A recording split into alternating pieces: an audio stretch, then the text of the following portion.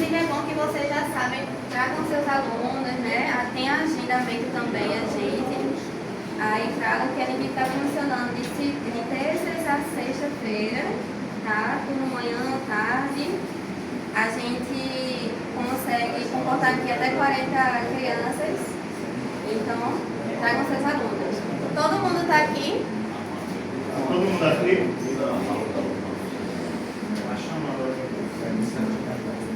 Eu vou começando a falar, tá bom?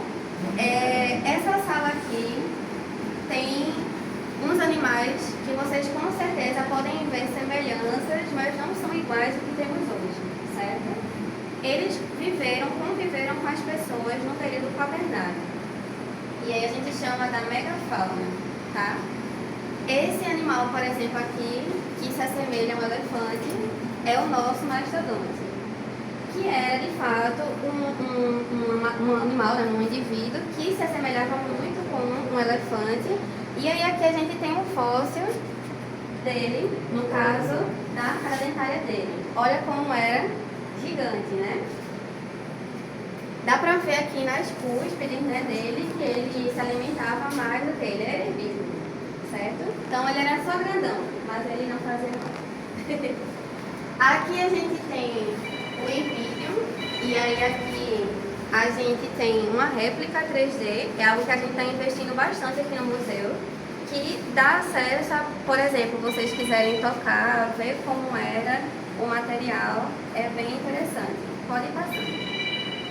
O Gliptodon também a gente tem aqui uma réplica do casco dele, também podem, é um material tátil, vocês podem também estar passando a mão. Ele tem aqui as dimensões deles, vocês podem ver, eles eram animais de fato megafauna, né, eram animais grandes. E aqui, aonde é que eles estavam situados, através dessas escavações paleontológicas no nosso país, certo? Parece um tatu. Parece um tatu. Mas um gigante, né? Mas é um tatuzão. Aqui, pessoal, vocês acham que é o quê? Eresunterium. Uma preguiça. Uma preguiça enorme, tá? Uma preguiça gigante. Inclusive aqui a gente tem um fóssil de fêmur da preguiça, certo? Esse processo, inclusive, de fossilização é um processo bem interessante que se assemelha de uma troca de material orgânico para que o indivíduo ali se assemelhe um pouco a como fosse uma rocha. Então, de fato, esse processo de mineralização desse animal aqui já é interessante porque a gente consegue aqui ter uma demonstração de como é que ele era, tá? Toda a plaquinha tem aí a escala, né? Isso, exatamente. Aqui com a questão das temporalidades e ali, ele está lá no quaternário. Aí dá para trabalhar com os alunos, né? Sobre isso, sobre isso. Conviveu com a gente. É outra coisa também importante. Bichinho, imagina vocês, né? Verem assim, uma preguiça hoje é um animal super lento e tudo. Só que ele consegue se esconder porque é pequenininho. Imagina uma preguiça desse tamanho, com 4 metros de altura, mais ou menos, era super caçado. Então a gente tem alguns registros de fato que elas eram intensamente caçadas, mas sobretudo aqui, não muito aqui, tá? Mas aqui na América Central, aqui na parte mais fria, na Amazônia. Por quê? Porque a gente consegue ter uma caça e o consumo dessa caça por um longo tempo. A gente tem aqui registros mais de caça, aqui na nossa chamada pré-história, que a gente não é uma pré-história, sempre. Enfim, não era uma pré-história e depois uma história, né? É o período pré-contato, pré-colonial, de populações do passado. E animais menores, justamente porque aqui é bem mais quente, enfim. Então, pegou, comeu, acabou, já era. Aqui eu consigo ter uma caça e guardar essa caça, usar os ossos dela. Então tem todo esse dinamismo também com os humanos. Aqui a gente também tem o toxodonte, né? Existe o fóssil dele aqui, o fragmento, né, do fêmur dele, que também nos possibilita também ter uma ideia de onde é que ele estava aqui situado no nosso Existe algum ponto específico para a extinção desses animais? Alguma transformação climática Então. ou espécie invasora, enfim? Né? Então, algo chamado de seleção natural. Simplesmente. Então, a partir do momento que esse animal consegue ser caçado e outros não, esses outros que não são caçados, eles conseguem se manter e ter também uma variabilidade genética ao longo desses anos, desses milhares de anos, e aí, enfim, conseguem se manter. Agora, grandes animais que não estão sempre muito visíveis, acabam de fato ser um alvo mais fácil para esse tipo de preda. É porque você vê esse mega animal aí dentro de um contexto de uma floresta equatorial que é extremamente fechada, extremamente densa, né? E como é que esse animal ele conseguia habitar mesmo esses espaços, né? A gente vê que eles se adequaram, hoje os animais presentes nessas áreas são menores para se locomover melhor dentro da floresta, né? Lembrando também daquilo que a gente tinha falado dos paleoambientes. Nem sempre o que a gente vê hoje dessas florestas densas eram assim. Então, muito também se tinha de lugares que a gente chama de desertificados, né? Que, de fato, tem essa mudança aí de tempos geológicos, enfim, e acaba ocasionando... densa, dificilmente um animal desse Exato. Tem alguns, inclusive, que a gente chama de paleotúneos, que são, hoje, que a gente encontra alguns túneis, e aí tem uns rastros assim, que aí, de fato, foram animais gigantes que fizeram para se esconder. Então, eles também tinham essa possibilidade de estar também dentro da terra. Assim, eles escavavam e ficavam intocados. Nem sempre eles estavam 100% expostos, ou também em cavernas, etc. Tá? Para também a gente entender que eles não estavam 100% assim, em floresta, em alto de árvore, nada disso. Eles estavam também tocados. Vamos passando agora para outra sala.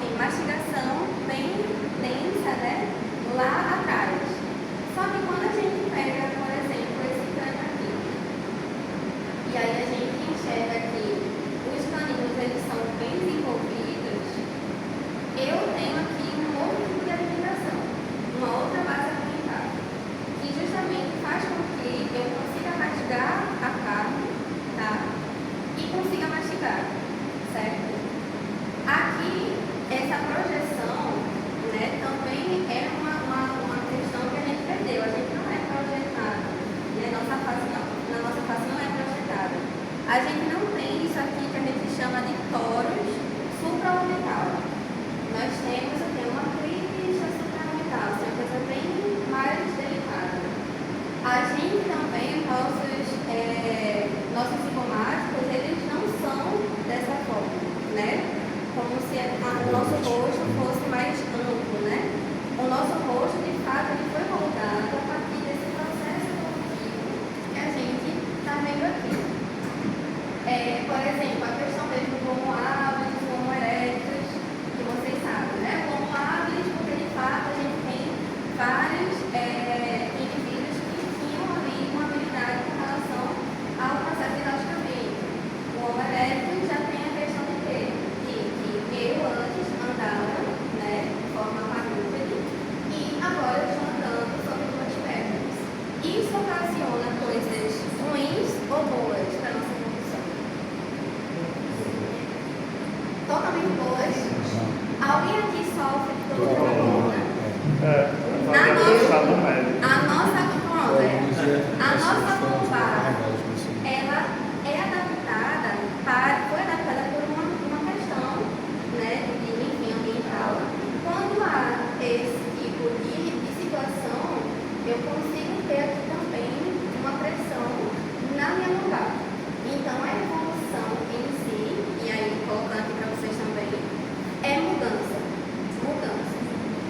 Boa, ruim, mas é mudança. Mudou, mas não necessariamente para melhor.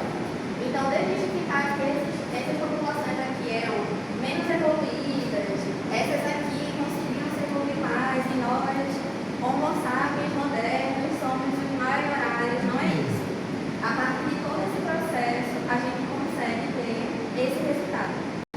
Outra coisa, o siso, o terceiro molar, que dói e tudo mais, é também uma questão evolutiva, tá?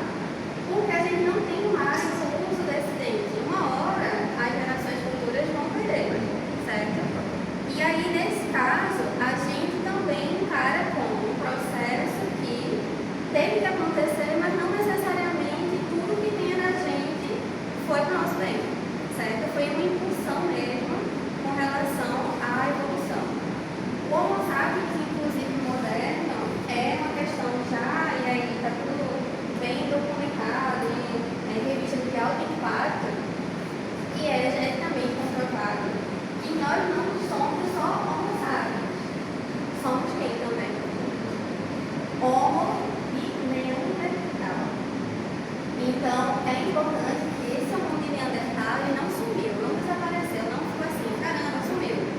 Também temos nos nossos genes essas duas espécies, são partilhadas dos europeus, porque ali ficou bastante, né? Os neandertais eram de sociedades mais frias, enfim. Só que existem já sequenciamento genético desses fósseis e a gente consegue inferir que nós também fazemos parte dessa espécie também, certo?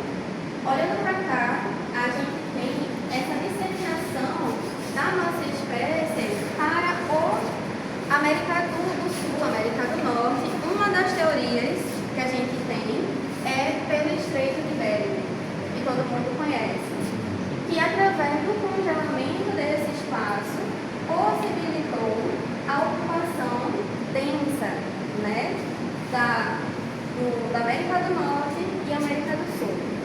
Quem adora essa teoria são os norte-americanos, porque aí eles são os primeiros da América a ter ser humano. Mas essa não é a única teoria de ocupação humana, tá?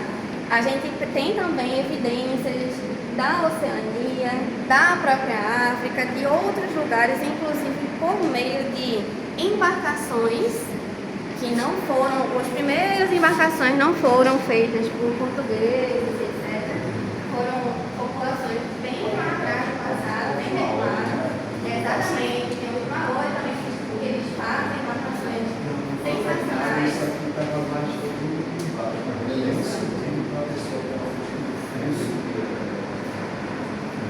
São essas teorias que, de fato, a gente... fugindo do frio no sol. Lá estava pior, não tem como que esse frio. Tem essas questões, né?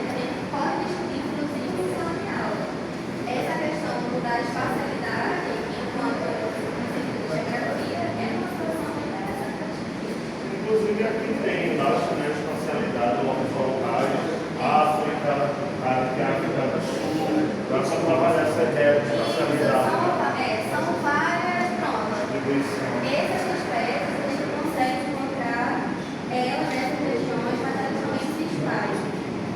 Tem uma que inclusive a gente não colocou ainda, mas são porcinalésia. Não sei se vocês ouviram falar. Talvez seja uma espécie endêmica da África do Sul. E o bem legal é porque a gente tem esse conhecimento que só nós enterramos as nossos, né, nossos queridos, aquelas pessoas que morrem, eles também enterraram. Bem antes dos sátiros, inclusive. Então, tudo isso é muito mudado a partir de fato desses estudos mais aprofundados da arqueologia. Tá? Então, através disso, a gente tem aqui um mural.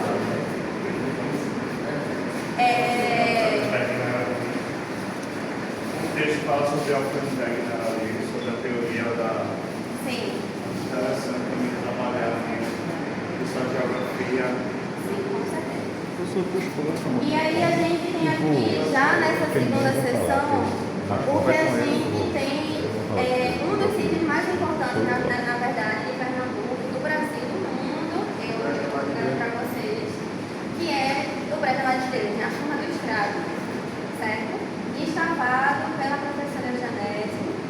E aí a gente encontra uma diversidade de materialidade desse período aqui, e que isso também é uma coisa bem interessante, que foram indivíduos sem modificados. Então, com cabelo, com pele, tem isso também. Pra mim é tão bonito assim. Eu sei que pra vocês parece que é uma coisa meio mórbida, mas é tão fascinante. E aí a gente tem esses indivíduos que são muito bem preservados. Por que eu falo isso que é uma coisa bem interessante? Porque a gente está falando de uma terra bem ácida, que é o nosso solo, né? No sentido pH em si é ácido. A gente está falando de quente, né? E acelera o processo de degradação de matéria. Por que esse material é conservado? Até agora, criou-se ali de fato um microambiente, né? Um ambiente, na verdade, bem interessante para essa conservação. Que aí, claro, a gente com mais estudo ainda, mais do que já tem, a gente vai tentar descobrir melhor isso. Mas é um enigma bem interessante. Aqui é uma coisa que eu acho que vocês podem até mesmo fazer em sala de aula com os seus alunos, que são mostrando as camadas, por exemplo, as diferentes camadas do solo. Podem se aproximar. Não é de verdade, não se preocupem, é uma réplica. Estou com medo, hein? Mas aqui é um indivíduo, né, que ele está em decúbito lateral esquerdo, e aí esse indivíduo, que é uma réplica da Furna do Estrado, certo? É uma atividade interessante porque a gente consegue entender a relação, por exemplo, né, dessas materialidades com o solo, né, com esses diferentes tipos de solo, inclusive. E aí eu acho que uma atividade interessante, né, propondo aqui para vocês, enquanto mini curso, seria de fato mostrar as diferentes camadas, assim, uma camada de repente que vocês consigam colocar uma areia, uma argila, para as crianças ou jovens que vocês lecionam, tentar entender essa diferença. Eu gostava muito, né, na escavação, a gente tinha muito disso, assim, quando a gente amassa e abre a mão, será que ele vai ficar um bolinho ou ele vai se desmantelar todo? Isso também consegue a gente discutir quanto de argila tem ali dentro, né? Se existe também silt ali, né, naquele sedimento, dá para provocar um monte de reflexão. Aqui é uma réplica, mais uma vez, né, o suporte rochoso sendo uma situação aqui importante para os contextos arqueológicos, que é a gravura rupestre. Ele não é dessa forma arenosa, tá? É granito. Mas todo esse tipo de execução aqui da população do passado, a gente foi feito pelo quê? Por uma ação humana, uma ação antrópica. A partir de quê? Eles pegavam um material, um fragmento rochoso e faziam difícil, tá? Porque a gente também tem isso em disciplina em faculdade, em arqueologia experimental, e para fazer um risco, um granito já demora, imagina, ocasionar uma profundidade significativa. O importante é que esses tipos de materiais, né, de gravuras, eles estão perto de água, que ajudam a localização. Lembra daquilo, né, do contexto? Ajudam a fazer esse tipo de atividade. Aí eles pegavam um pouquinho também de areia, tá? Ou pedras bem, um fragmento bem fininho mesmo, assim, de quartzo, quartzita, e faziam esse trabalho para justamente ajudar nessa atividade, tá bom? Aqui nós tínhamos esse expositor, mas a gente precisou fazer uma retirada aqui por conta de manutenção. Mas aqui a gente tem esse outro material aqui que a gente vai... É muito importante para vocês, que é o material lítico, né? O material lítico aqui é bem diverso. Você vai querer falar sobre os materiais líticos? Pode, fale. Pronto. Os materiais líticos que a gente encontra aqui são na maioria polidos. A gente tem os polidos e os lascados. Então, o processo, eu vou falar um pouquinho assim de cada, o processo, vou contextualizar, por exemplo. Primeiro, deixa eu organizar. Eu falei que ia falar, mas não organizei. Alguns daqui foram encontrados na Furna do Estrago e outros materiais são provenientes de outros sítios arqueológicos também. A gente tem os polidos e os lascados. Os polidos também são provenientes dos lascados, algumas vezes, para fazer, por exemplo, mão de pilão. Como é o processo da criação de um lítico. Ele pega um núcleo e pega um percutor. Ele vai batendo no percutor, esse batedor no núcleo, e vai tornando a forma onde ele quer chegar, o material. Se é um material cortante, se é um mão de pilão, se é uma machadinha, e aí ele vai moldando. Nesse processo de picoteamento vai saindo tanto as lascas, que são esses pedaços maiores, quanto as estilhas, que são esses menores. As lascas eles podem transformar em pequenas lâminas, em pontas de flechas e alguns outros materiais cortantes também. Isso. Aí, voltando para essa questão do percutor, né, que Arthur falou, é justamente um material que as populações usavam para intencionalmente provocar retiradas. Isso aqui é um percutor duro. Existe também um percutor mole, que aí a gente tem, que é osso, chifre, galhada, que seriam de fato percutores mais tranquilos para que a gente desempenhe um trabalho mais refinado. Esse daqui, vocês estão vendo, ó, o fragmento rochoso está mostrando aqui que existe aqui uma coloração diferente. Vocês estão vendo? Isso aqui é o quê? É o trabalho constante do indivíduo batendo nesse material. E isso aqui é um vestígio muito importante, tá? Isso aqui, inclusive, é um cenário de uma indústria lítica. A pessoa pega um fragmento rochoso, pega uma outra pedra, né, um outro fragmento rochoso, e vai batendo, e aquilo ali tudo que ele falou, de estilhas, lascas, vão me possibilitar compreender que eles fizeram ali, certo? E formando um sítio arqueológico.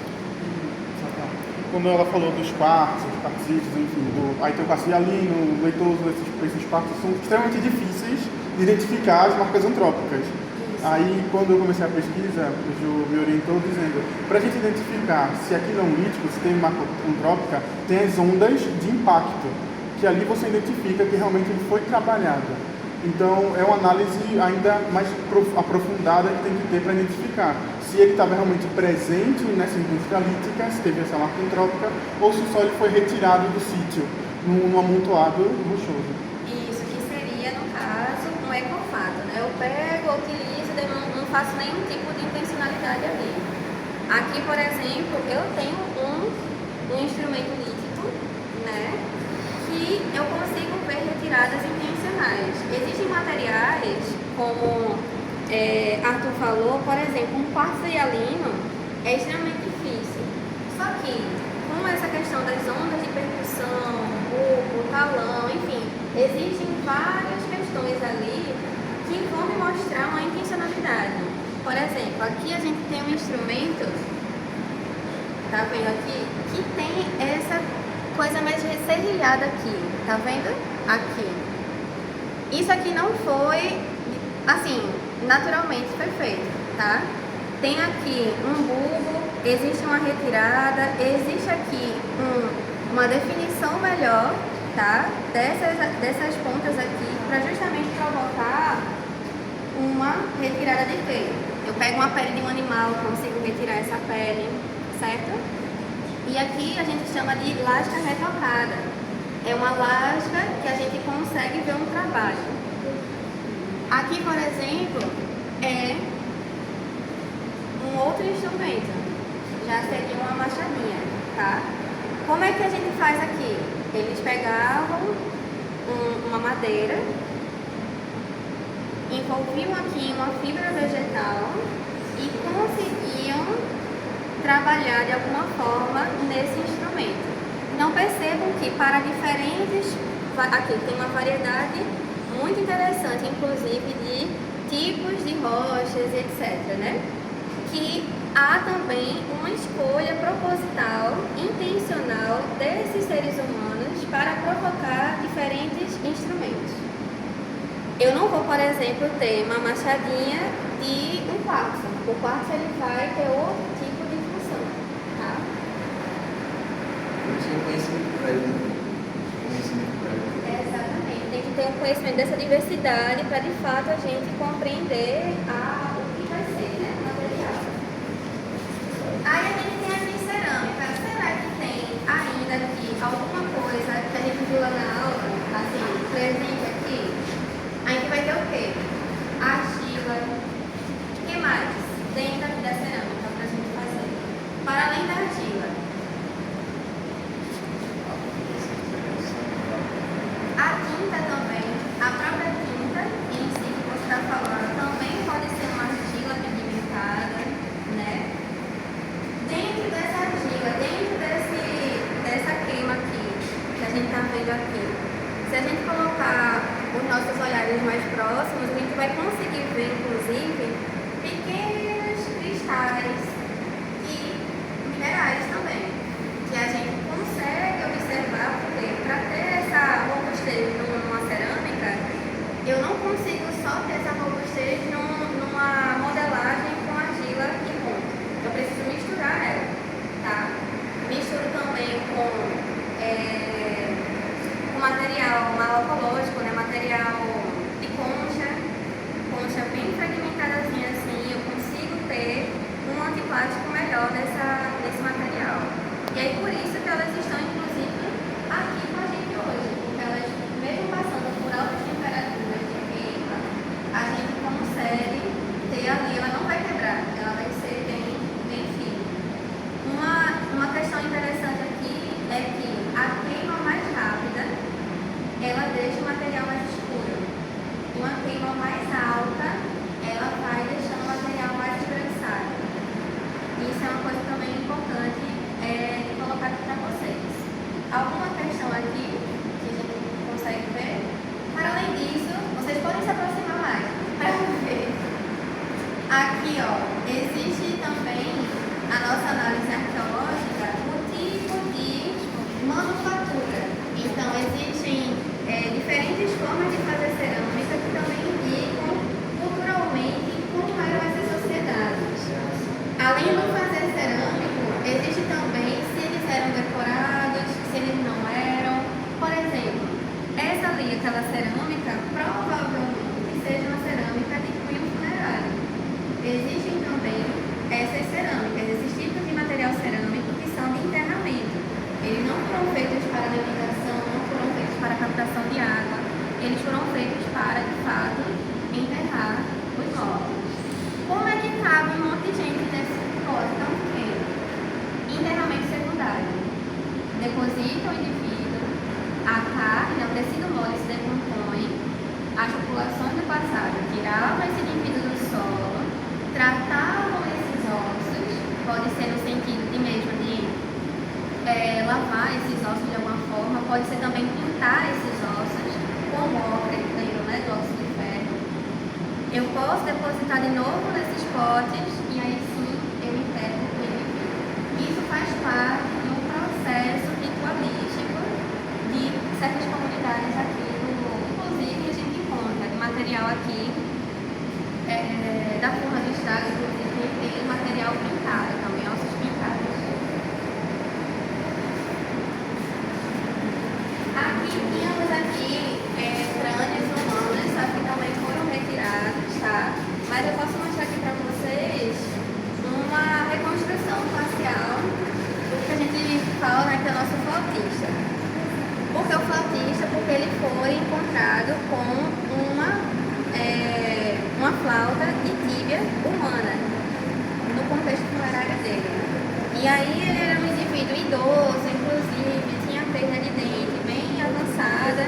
E aqui a gente usa, por exemplo, a técnica da forense e da criminalística para a gente conseguir fazer a reconstrução facial desse indivíduo. Como? Através de pontos craniométricos. Esses pontos craniométricos eu consigo fazer uma compensação de musculatura e aí sim eu consigo entender como é que era a face daquele indivíduo lá, tá? Isso a gente usa muito, por exemplo, quando tem uma cena de crime. Aquele indivíduo está lá, não tem mais rosto, não tem mais nada. Como é que eu consigo saber como é que era esse indivíduo para tentar entender quem é que está ali? Reconstrução facial. É uma possibilidade bem interessante das ciências criminalísticas e forenses. Vamos seguindo agora para a próxima sala.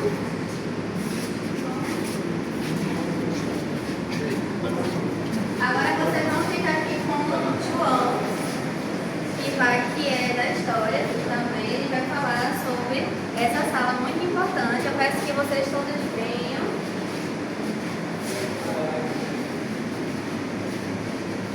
Pessoal. Boa tarde, pessoal. Meu nome é João Victor, sou um dos monitores. E essa ala aqui acentua as tecnologias que os povos originários usam e utilizam até hoje. Por exemplo, aqui temos alguns materiais de alguns grupos étnicos. Aqui temos capinauá, arco e flechas, materiais ritualísticos, lanças, tantos para utilização em caça, em área doméstica, o próprio manifestação cultural que eu falei anteriormente. E ali naquela parede vocês podem observar que tem alguns cestários. Esses cestários são feitos com boas fibras, por exemplo, aquelas ali. Essa é uma técnica indígena de trançar. Se eu não me engano, esse grupo étnico é o Chucuru.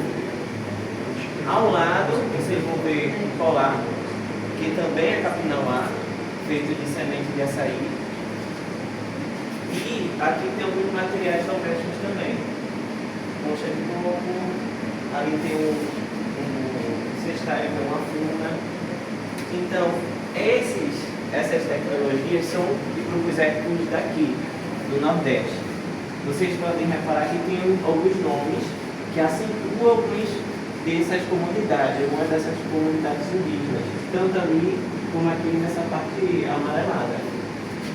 Isso demarca essa presença de povos atuais, mas que tem ligações com essa ancestralidade que acabamos de ver, por exemplo, na funda do estrago. Isso mostra que o conhecimento ele é perpassado de acordo com sua temporalidade.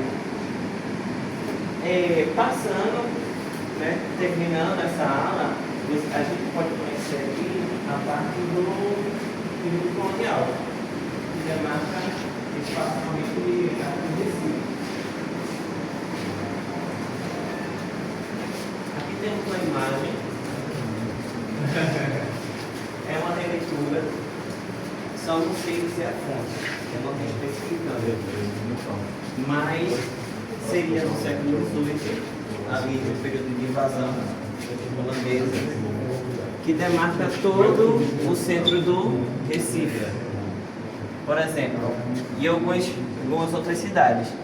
Aqui seria o centro do Recife, a ponte Maurício de Nassau, na época feita em madeira, Forte do Brum, esse monte seria Olinda, e o lado de lá, o Cabo de Santo Agostinho, toda a direção sul. Toda essa bacia aqui demarcada, antes de ser soterrada, é hoje conhecido como Recife Antigo, que na verdade é a parte mais nova de Recife, que foi para ser configurado um porto, que desembarcou escravizados africanos, que de acordo com o Voyel Velas, foi mais ou menos 900 mil escravizados que desembarcaram aqui em Recife. Foi o terceiro maior porto do mundo. Na próxima aula, vamos ver alguns materiais arqueológicos.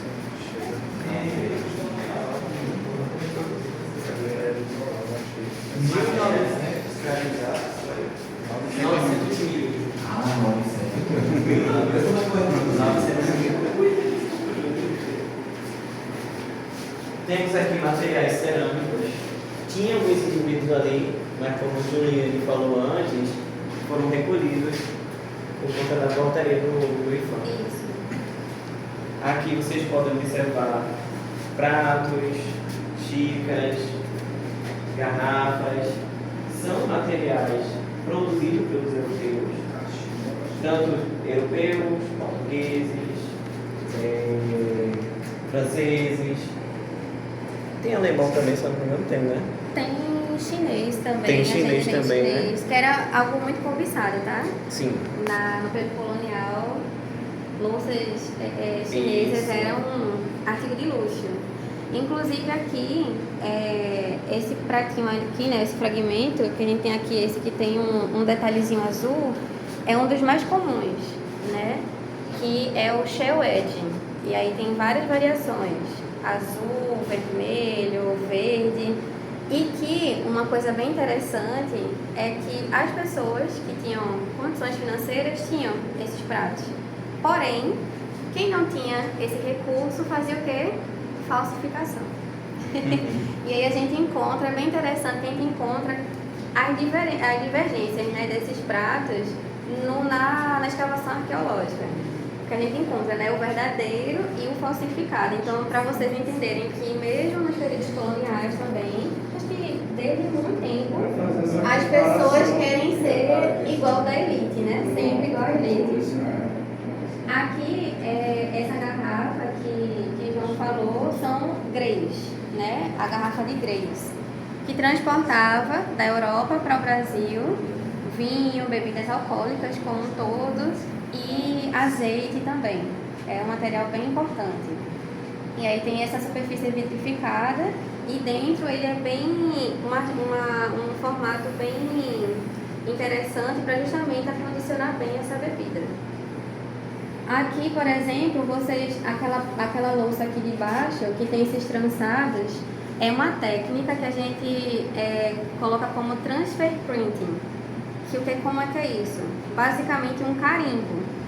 Então a gente já vê, inclusive, essa questão mais capitalista mesmo, né? Da alta demanda de materiais ali. Então a gente precisa ter uma técnica de impressão mais avançada, mais rápida, para que a gente consiga disseminar esse material mais rápido.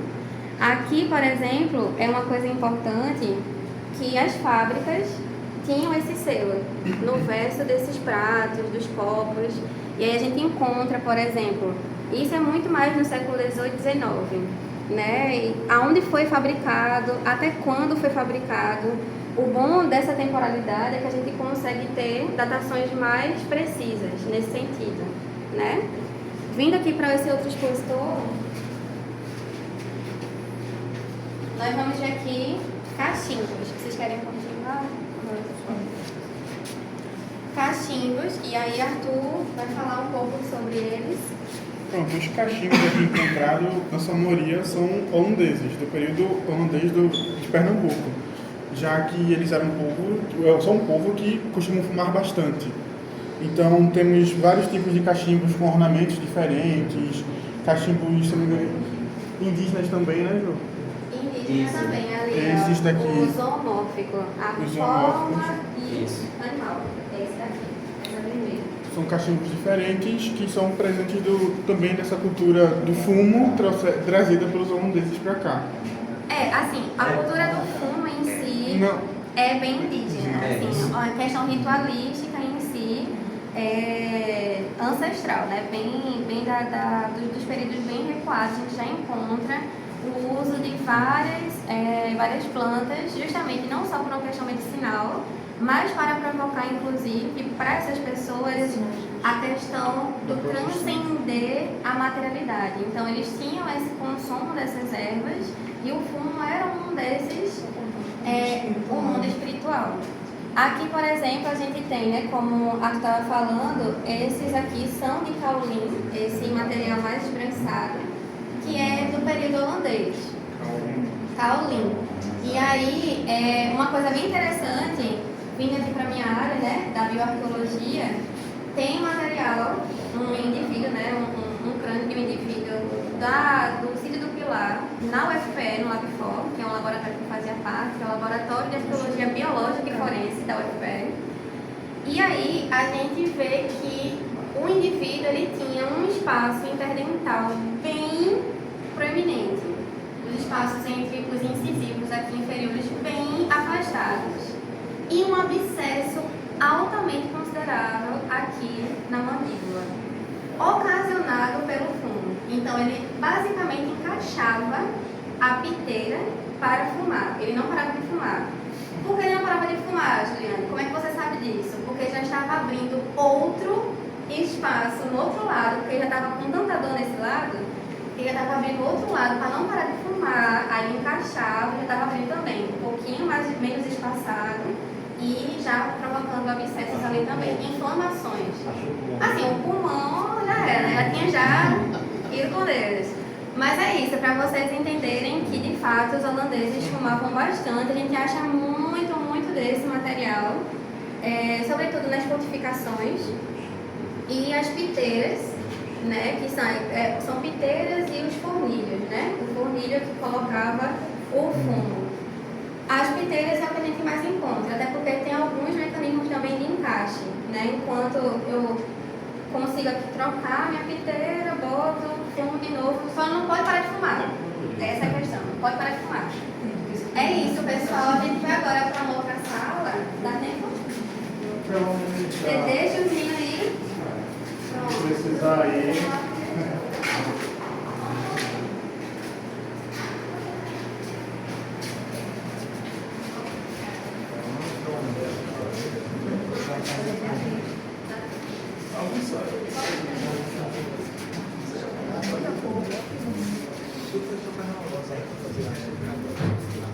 Aqui eu não vou colocar muito a mediação, mas eu vou falar com vocês para a gente ser mais rápido, tá? Mas vão entrando e a gente vai debatendo, porque essa é uma área muito importante para vocês. Essa questão do relevo submarino, né? Da Luna continental. Aí também tem a questão territorial marítima do Brasil. Nessa parte aqui. Hotspot aqui. Ó, esse mapa aqui também é bem importante. Que aí ele vai nos informar aqui com relação a questões de bioma, certo?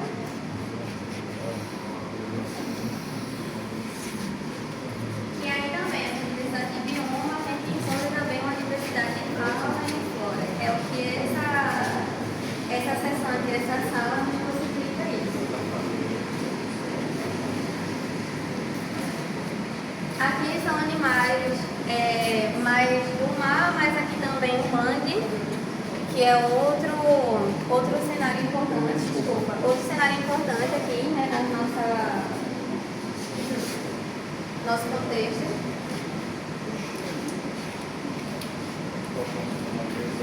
A importância do localizado.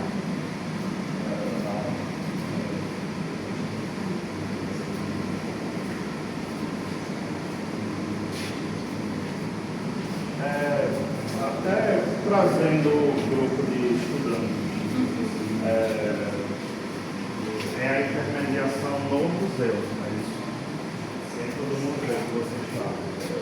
Aí é uma pessoa que segue o grupo, tem como focar assim, cada mediador